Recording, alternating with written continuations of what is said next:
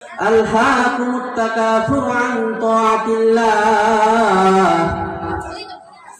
প্রাচুর্যের প্রতিযোগিতা তোমাদেরকে আল্লাহ পাক রব্বুল আলামিনের আনুগত্য থেকে বলিয়ে দিয়েছে। বলে কতক্ষণ পর্যন্ত বলিয়ে দিয়েছে? পরবর্তী আয়াতে আল্লাহ পাক রব্বুল আলামিন বলে হাত্তা যুরতুমুল মাকাবির, কবরে না যাওয়া পর্যন্ত। ভাইরা আমার, আমি আপনি আমরা কবরে না যাওয়া পর্যন্ত এই প্রাচুর্যের প্রতিযোগিতা, ধন সম্পদের প্রতিযোগিতা চলতেই থাকবে, চলতেই থাকবে। আসসালামু আলাইকুম ওয়া রাহমাতুল্লাহি ওয়া বারাকাতুহু।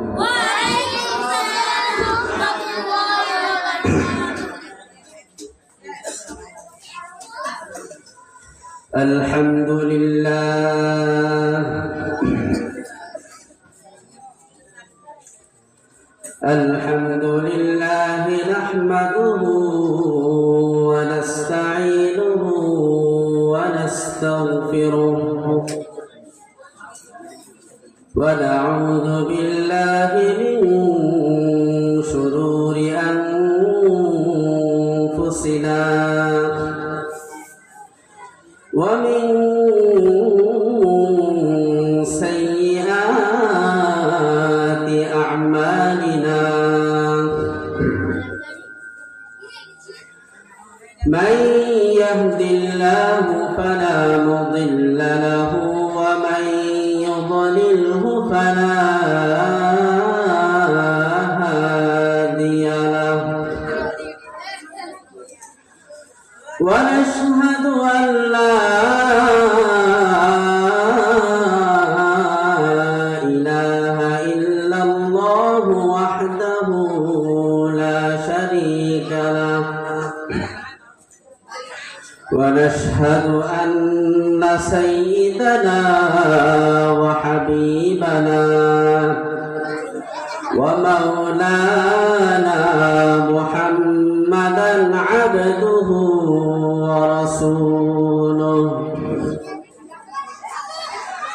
الذي أرسله بالحق بشيرا ونذيرا وداعيا إلى الله بإذنه وسراجا وقمرا منيرا. أما بعد فقد قال الله تعالى في كلامه المجيد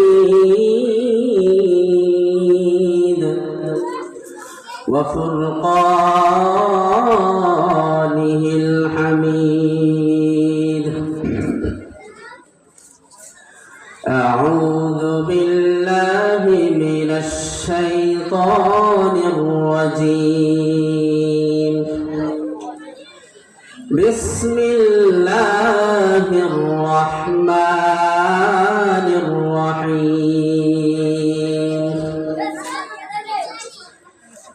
ألهاكم التكاثر حتى زرتم المقابر.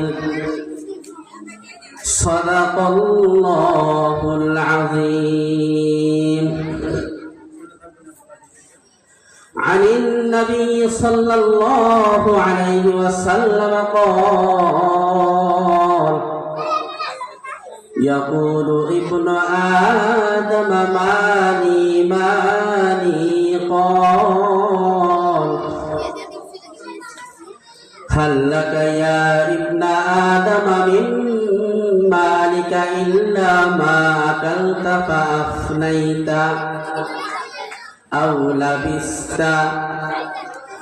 لبست فأبليت أو تصدقت فأمضيت أو كما قال عليه الصلاة والسلام. الحمد لله আল্লাহ সুবহানাহু ওয়া তাআলার দরবারে লাখ কোটি শুকর ও সুজুদ যে আল্লাহ পাক রব্বুল আলামিন আমাদের সকলকে তিনার মহান হুকুম পবিত্র মাগরিবের নামাজ জামাতের সাথে আদায় করার পর সাথে সাথে সীতারামপুর নাগেরচর কোরআনিয়া আরাবিয়া হাফিজিয়া মাদ্রাসা ও এতিমখানার হাফেজ ছাত্রদের দস্তারবন্দি উপলক্ষে ষষ্ঠতম ইসলামী মহাসম্মেলনে আমাদের সকলকে একত্রিত হওয়ার তৌফিক দান করেছেন।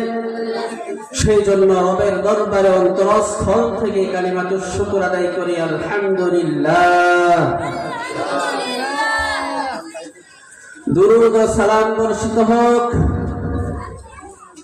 আখির নবী আকাই নামদার তাজদার মদিনা রাসূল আরবি আকাই মাদানী জনাব মুহাম্মদুর রাসূলুল্লাহ সকলেই বলি সাল্লাল্লাহু আলাইহি ওয়াসাল্লামের উপর।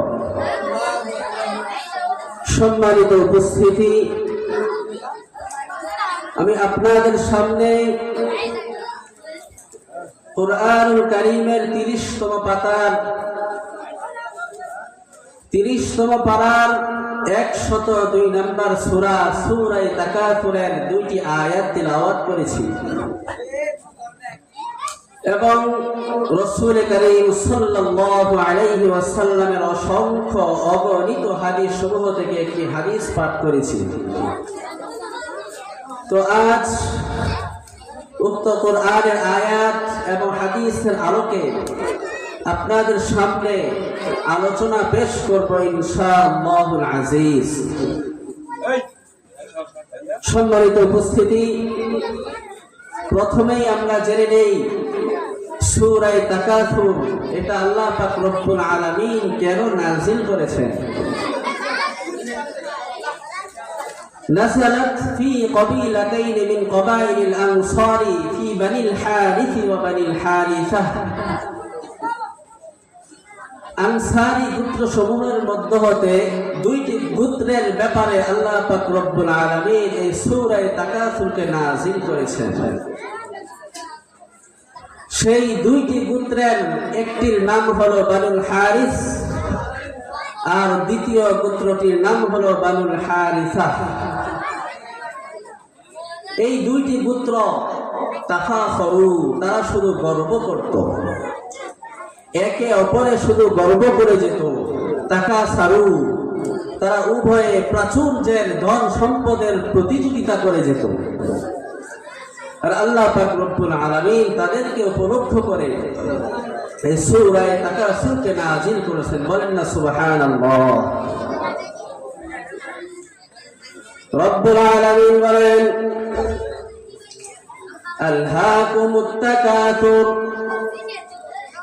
আলহাকুম, তোমাদেরকে বলিয়ে দিয়েছে আত-তাকাসুর, প্রাচুর্যের প্রতিযোগিতা তোমাদেরকে বলিয়ে দিয়েছে।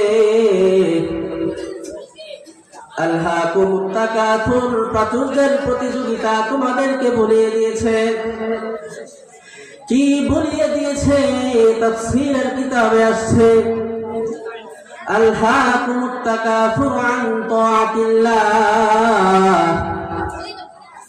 প্রাচুর্যের প্রতিযোগিতা তোমাদেরকে আল্লাহ পাক রব্বুল আলামিনের আনুগত্য থেকে বলিয়ে দিয়েছে। বলে কতক্ষণ পর্যন্ত বলিয়ে দিয়েছে? পরবর্তী আয়াতে আল্লাহ পাক রব্বুল আলামিন বলে হাত্তা যুরতুমুল মাকাবির, কবরে না যাওয়া পর্যন্ত। ভাইরা আমার, আমি আপনি আমরা কবরে না যাওয়া পর্যন্ত এই প্রাচুর্যের প্রতিযোগিতা, ধন সম্পদের প্রতিযোগিতা চলতেই থাকবে, চলতেই থাকবে। শুধু আমরা এটাই বলি, ও ভাই আমার, এটা আমার সম্পদ, এটা আমার সম্পদ, এটাই শুধু আমরা বারংবার বলে যাই। মুসলিম শরীফের 2958 নম্বর হাদিস, قال رسول الله صلى الله عليه وسلم رسول করিম সাল্লাল্লাহু আলাইহি ওয়াসাল্লাম বলেছেন يقول ابن آدم মালি মালি আদম সন্তান শুধু বলে আমার সম্পদ আমার সম্পদ, এই গাড়ি আমার, এই বাড়ি আমার, এই টাকা পয়সা আমার, এই ব্যাংক ব্যালেন্স আমার, এই বাজার আমার, এই ঘাট আমার, এই রাষ্ট্র আমার। আদম সন্তান শুধু বলে যায় এটা আমার, এটা আমার। আমাদের নবী সাল্লাল্লাহু আলাইহি ওয়াসাল্লাম বলেন আদম সন্তান যতই বলুক না কেন এটা আমার সম্পদ, আমার সম্পদ। রাসূল সাল্লাল্লাহু আলাইহি ওয়াসাল্লাম আমাদেরকে জানায় দেন আদম সন্তানের সম্পদ হলো শুধু তিনটা। বলেন তো কয়টা? আদম সন্তানের সম্পদ হলো শুধু তিনটা। এক নাম্বার হলো হাল্লাকা ইয়া ইবনা আদম মিন মালিকা ইল্লা মা আকালতা ফাআফনাইতা। এক নাম্বার সম্পদ হলো আমি আপনি যা খাই, খাবারের পর পিছনের রাস্তা দিয়ে যা বাহির করি, এটাই হলো আমাদের এক নাম্বার সম্পদ। দ্বিতীয় নাম্বার সম্পদ হলো লাবিসাফা আবলাইতা, যা আমি আপনি আমরা পরিধান করি, কাপড় হিসেবে যা পরিধান করি, পরিধান করার পর পুরাতন হয়ে গেলে এক পর্যায়ে আর পরিধান করি না, এটাই হলো আমাদের দ্বিতীয় নাম্বার সম্পদ। তৃতীয় নাম্বার সম্পদ হলো তাসাদদাকতা ফাআমযাইতা, যা সদকা করতে করতে, যা আল্লাহ পাক রব্বুল আলামিনের রাস্তায় সদকা করতে করতে সম্পদ শেষ হয়ে যায়, সেই সম্পদ হলো আমাদের তৃতীয় নাম্বার সম্পদ। ভাইরা, আমরা শুধু প্রতিনিয়ত বলেই যাই এটা আমার সম্পদ, এটা আমার সম্পদ। হুজুর এই 3 তালা বাড়ি আমি গত মাসে করেছি, হুজুর আমি এই 3 কালি বাড়ি, 3 কালি জায়গা ক্ষেত আমি এটা ক্রয় করেছি, হুজুর আমি এই গাড়িটা ক্রয় করেছি, শুধু আমার সম্পদ, আমার সম্পদ। এটা শুধু আদম সন্তান প্রতিনিয়তই বলে যাচ্ছে। অথচ রাসূল করিম সাল্লাল্লাহু আলাইহি ওয়াসাল্লাম আমাদের কি বলছেন, তোমরা যতই যাই বলো না কেন তোমাদের সম্পদ হলো শুধু 3টা। এক নাম্বার যা খাইছো, পিছনের রাস্তা দিয়ে বাহির করছো, এটা হলো এক নাম্বার সম্পদ। দ্বিতীয় নাম্বার সম্পদ হলো যা তুমি পরিধান করছো, পরিধান করতে করতে একসময় পুরাতন হয়ে যায় আর পরো না, ওইটা হলো তোমার দ্বিতীয় নাম্বার সম্পদ। তৃতীয় নাম্বার হলো যা সদকা করতে করতে, যা দান করতে করতে সম্পদ শেষ হয়ে গেছে, সেটাই হলো তোমার তৃতীয় নাম্বার সম্পদ। এই 3টা ছাড়া আমরা যা কিছু বলি এগুলো আমাদের কোনো সম্পদ না। ভাইরা আমার, এরপর রাসূল করিম সাল্লাল্লাহু আলাইহি ওয়াসাল্লাম বলতেছেন ইয়াত্তাবিউল মাইয়িতা সালাসা, যখন আদম সন্তান, যখন মানুষ মারা যায়, এই মৃত ব্যক্তিকে কবর পর্যন্ত যে নিয়ে যাওয়া হয়, এই কবর পর্যন্ত যখন নিয়ে যাওয়া হয় তার সাথে 3টা জিনিস যায়। বলেন তো কয়টা জিনিস যায়? আমি আপনি আমরা যখন মৃত্যুবরণ করি, মৃত্যুবরণ করার পর আমাদেরকে কবরে নিয়ে যাওয়া হয় না, এই নিয়ে যাওয়ার সময় আমার আপনার সাথে 3টা জিনিস যায়। এক নাম্বার মাল, এক নাম্বার কি ধন সম্পদ। দ্বিতীয় নাম্বার হলো আমল, আমি আপনি যা নেক আমল হিসাবে করেছি এটার সাথে যায়। তৃতীয় নাম্বার হলো আহাল, পরিবার পরিজন। এই 3টা জিনিস আমার আপনার সাথে কবর পর্যন্ত যায়। তারপর রাসূল সাল্লাল্লাহু আলাইহি ওয়াসাল্লাম বলেছেন ফায়ারজিউ ইসলাম, 2টা জিনিস ফিরে আসে। এক নাম্বার হলো পরিবার, দ্বিতীয় নাম্বার হলো সম্পদ। ওয়ায়াবকা মাআহু ওয়াহিদ, আর একটা জিনিস তার সাথে স্থায়িত্ব হয়, আর সেটা হলো আমল। আমি আপনি নেক আমল হিসাবে যেটা করে যাচ্ছি এটা শুধু ওই কবর পর্যন্ত যাবে, আর বাকি যা বলতেছে এটা আমার, ওইটা আমার, এটা একটাও যাবে না। সব কিছু আমার আপনার থেকে খুলে খুলে রেখে দেবে, কোনোটাই যাবে না। সম্মানিত হাজিরিন, তো রাসূল আল্লাহ পাক রব্বুল আলামিন বলতেছেন যে তোমাদের সম্পদের প্রাচুর্যের প্রতিযোগিতা এটা কবরে যাওয়ার আগ পর্যন্ত চলবে।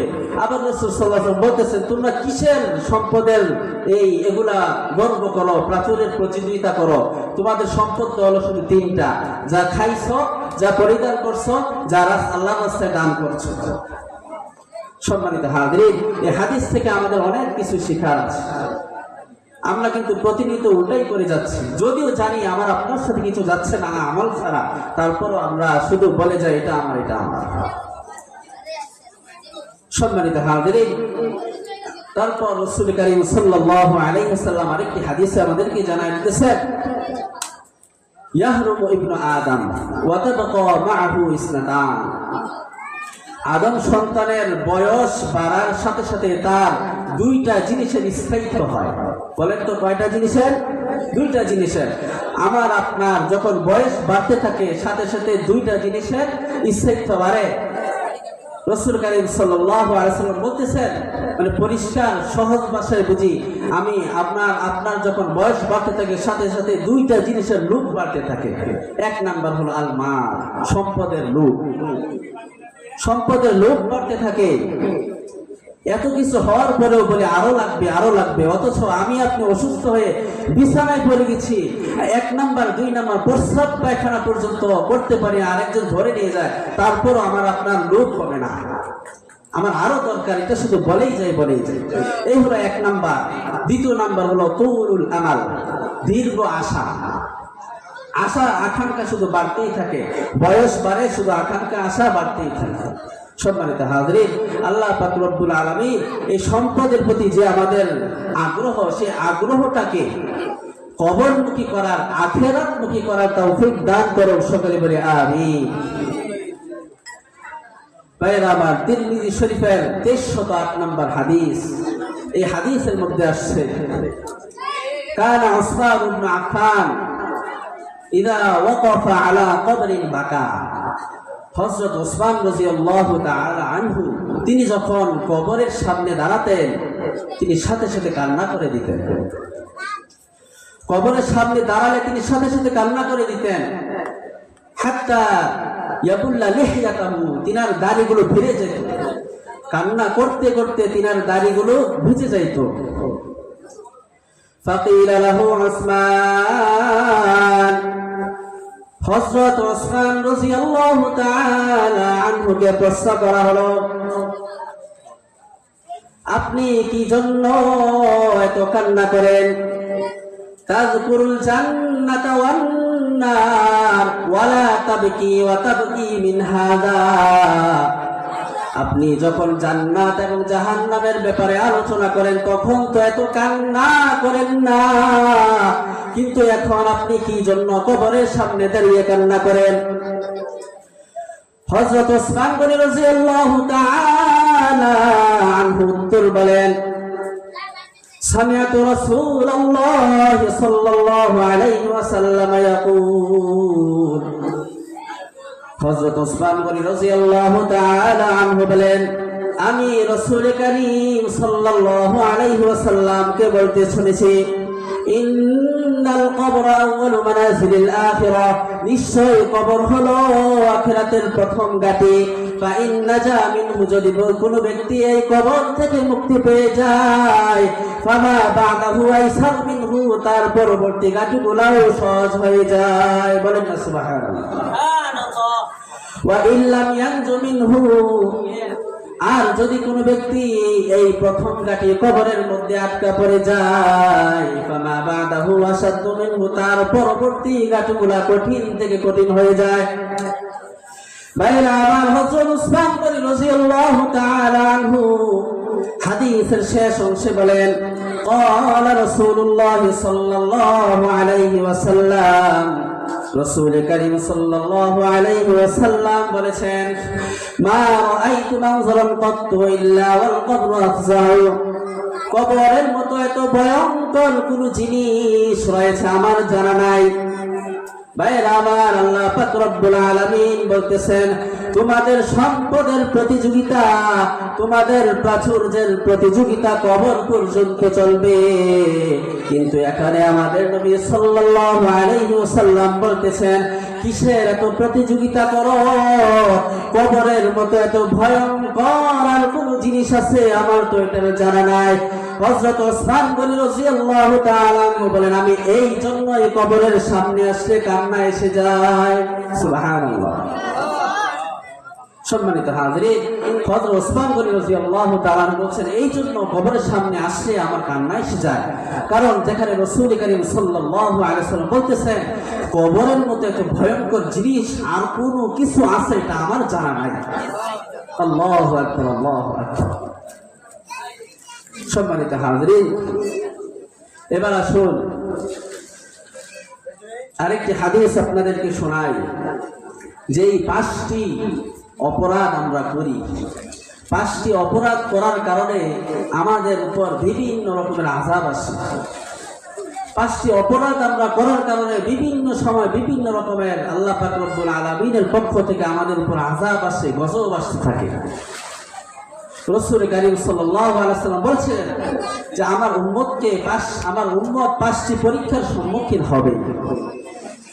সম্মানিত হাজিরিন, ইবনে মাজাহ কিতাবে 4019 নম্বর হাদিস, عن عبد الله بن عمر رضي الله عنهما قال أقبل علينا رسول الله صلى الله عليه وسلم।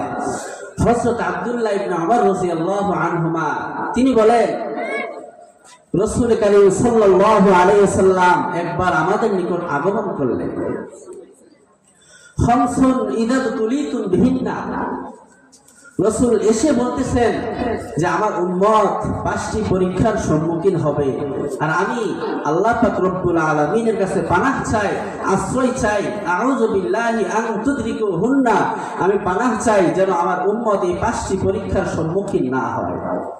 ভাইয়েরা আমার, সরকারে দু আলম রাসূল করিম সাল্লাল্লাহু আলাইহি ওয়াসাল্লাম দোয়া করেছেন, আল্লাহ পাক রব্বুল আলামিন কিছু লোকের ক্ষেত্রে এই দোয়াটা কবুল করে ফেলেছেন, যেরকম সাহাবায়ে কেরামের যুগ, সাহাবায়ে কেরাম এবং তার পরবর্তী গণেরা তাবিঈনরা, তাদের ব্যাপারে রাসূল সাল্লাল্লাহু আলাইহি ওয়াসাল্লাম এই দোয়া করেছেন যে আমি পানাহ চাই আমার উম্মত যেন এই ফিতনার সম্মুখীন না হয়।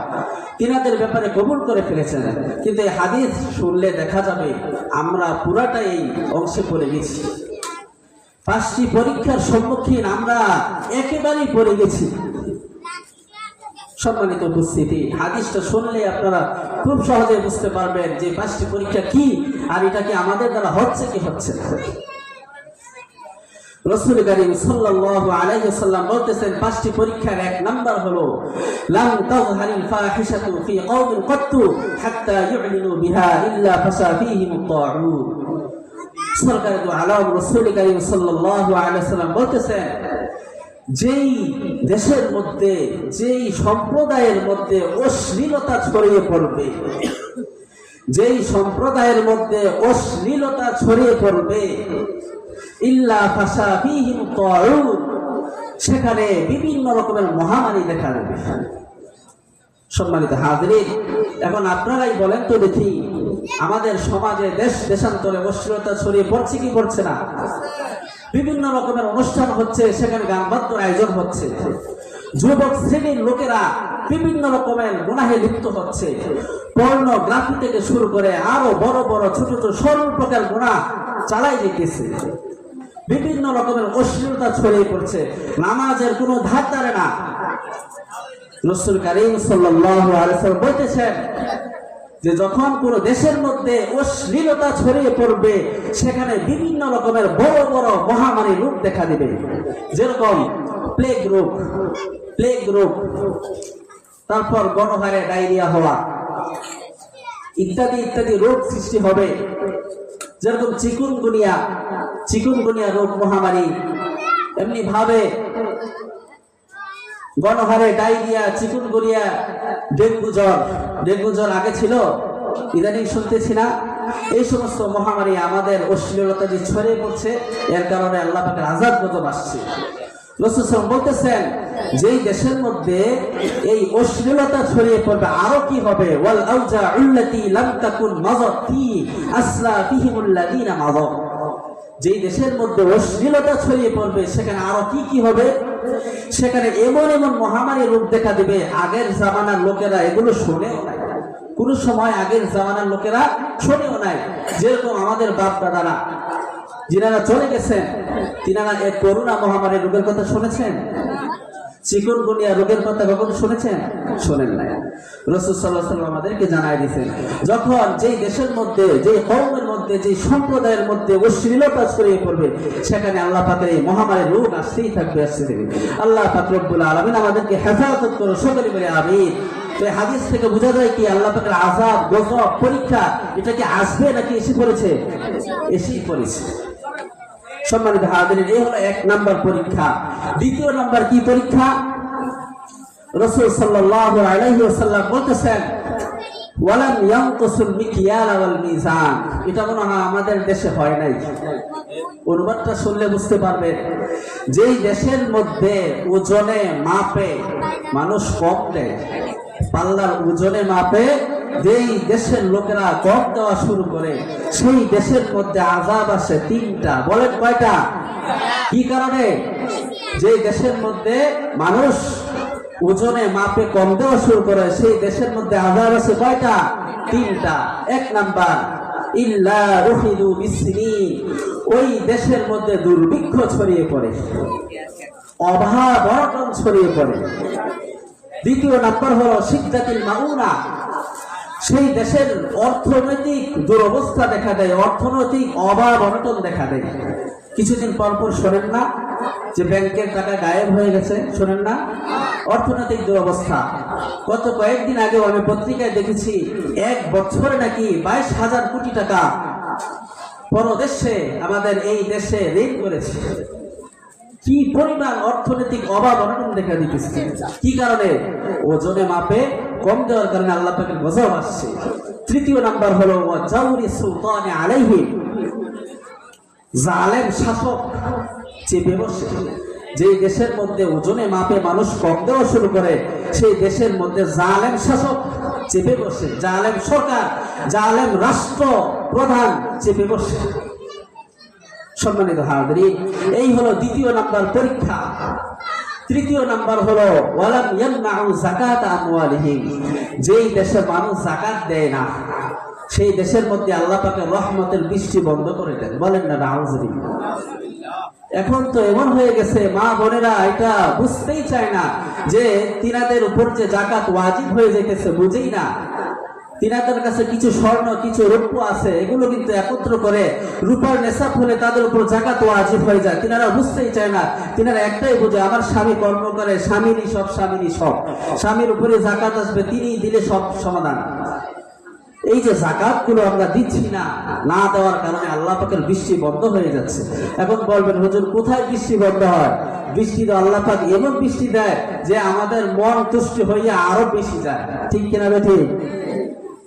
এটা কি কারণে আল্লাহ পাক দিতেছে জানেন?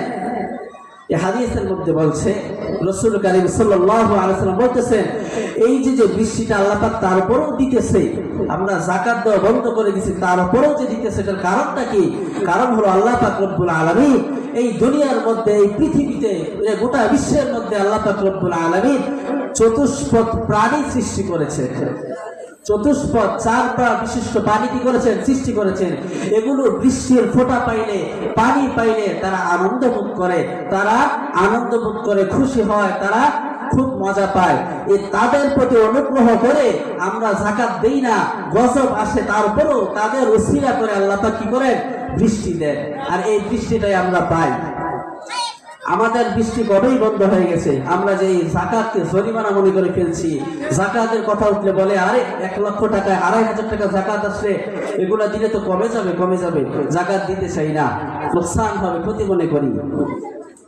সম্মানিত হাজির, এই হলো 3 নাম্বার। চতুর্থ নাম্বার পরীক্ষা কি? চতুর্থ নাম্বার পরীক্ষা হলো ওয়ালাম ইয়ানকুদু আহদাল্লাহি ওয়া আহদা রাসূলি, যেই দেশের লোকেরা আল্লাহ এবং তার রাসূল সাল্লাল্লাহু আলাইহি ওয়াসাল্লামের ওয়াদাকে ভঙ্গ করে, যেই দেশের লোকেরা আল্লাহ এবং তার রাসূলের যত ওয়াদা রয়েছে দিন মানার ক্ষেত্রে, এগুলোকে যখন ভঙ্গ করে, যেরকম আল্লাহ পাক রব্বুল আলামিন বলেছেন, মা আতাকুমুর রাসূলু ফাখুযু, তোমাদের কাছে রাসূল সাল্লাল্লাহু আলাইহি ওয়াসাল্লাম যা নিয়ে এসেছে এগুলোকে ফাখুযু, তাকে গ্রহণ করো। ওয়া মা নাহাকুম আনহু ফান্তাহু, যা থেকে রাসূল সাল্লাল্লাহু আলাইহি ওয়াসাল্লাম বারণ করেছে এগুলো থেকে তোমরা বিরত থাকো। ভাইরা আমার, আল্লাহ পাক রব্বুল আলামিন বলেছেন, মা আতাকুমুর রাসূল ফাখুযুহু, তোমাদের রাসূল সাল্লাল্লাহু আলাইহি ওয়াসাল্লাম তোমাদের কাছে যা নিয়ে এসেছে এগুলোকে আঁকড়ে ধরো। ওয়া মা নাহাকুম আনহু ফান্তাহু, যা থেকে রাসূল তোমাদেরকে বারণ করেছে এগুলো থেকে বিরত থাকো।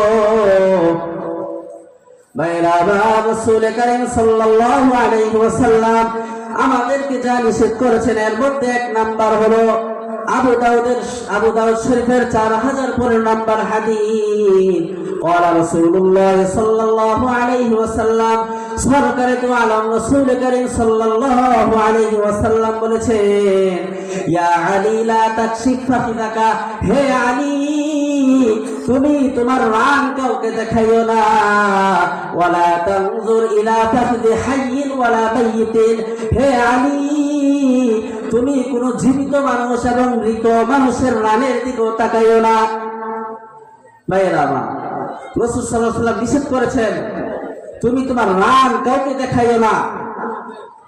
এমনি ভাবে শুধু নিজের রান না, কারোর রানের দিকে তুমি তাকাইও না। শুধু তাই না, মৃত মানুষকে তুমি যখন গোসল করাও সে অবস্থাও তার রানের উপর কাপড় দিয়ে ঢেকে গোসল করাও, সেখানেও তুমি তার রান দেখিও না।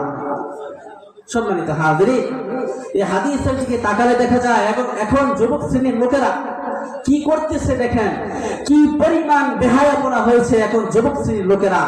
আগে ছোটবেলায় দেখতাম যে আমরাও তো পড়েছি, ছোট ছোট হাফ প্যান্ট পরেছি তার উপরে। এখন এত বড় বড় যুবক তারা কি করতেছে, এত বড় বড় যুবকরা হাফ প্যান্ট পরতেছে, রানগুলো দেখাইতেছে। সে নিজেও কবিরা গুনাহ করছে, যে তার দিকে তাকাচ্ছে তাকেও কবিরা গুনাহ করাচ্ছে। সম্মানিত হাজিরিন, এই হাদিসের দিকে তাকালে দেখা যায় যে রানের দিকে তাকারও নিষেধ।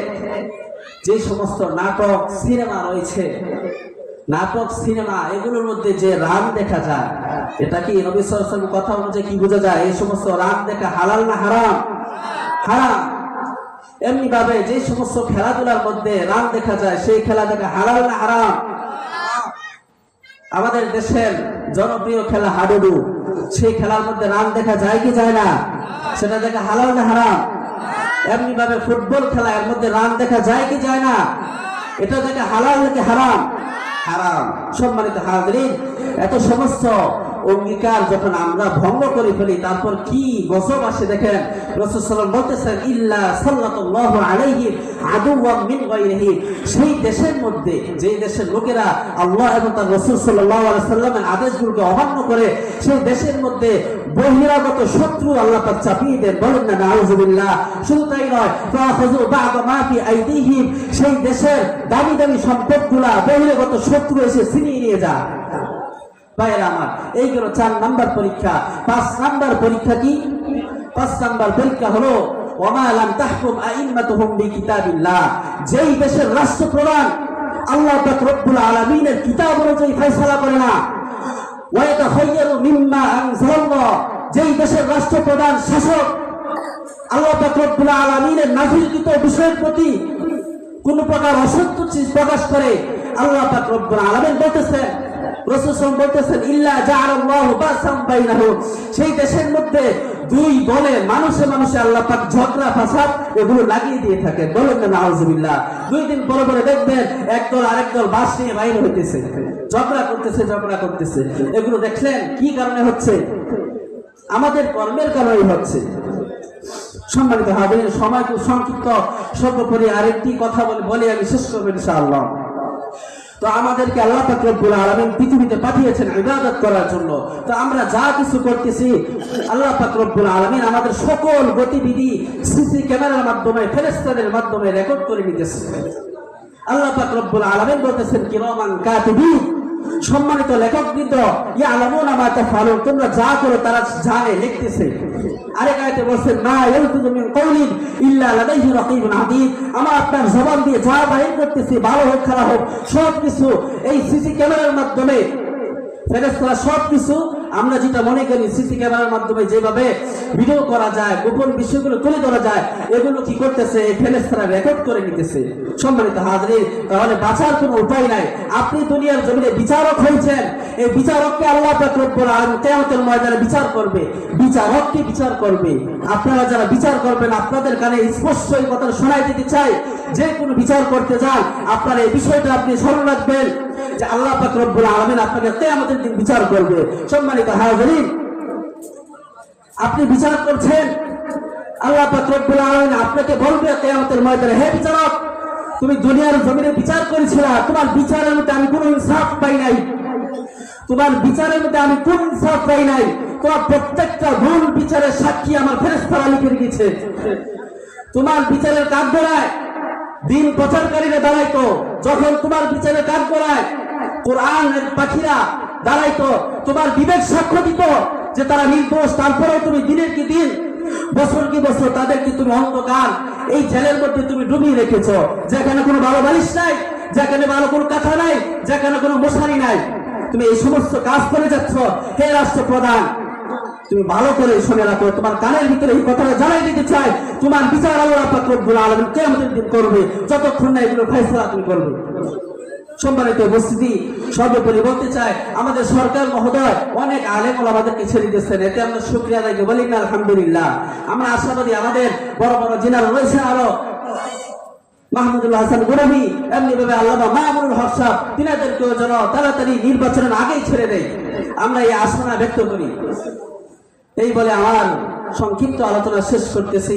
শুরু থেকে এই পর্যন্ত যতটুকু বলেছি, আল্লাহ পাক রব্বুল আলামিন আমাদের সকলকে বুঝে বুঝে আমল করার তৌফিক দান করো, সকলে বলে আমিন। ওয়া আখিরু দাওয়ানা আলহামদুলিল্লাহি রাব্বিল আলামিন। আসসালামু আলাইকুম ওয়া রাহমাতুল্লাহি ওয়া বারাকাতুহু। আলহামদুলিল্লাহ, এই পর্যায়ে গুরুত্বপূর্ণ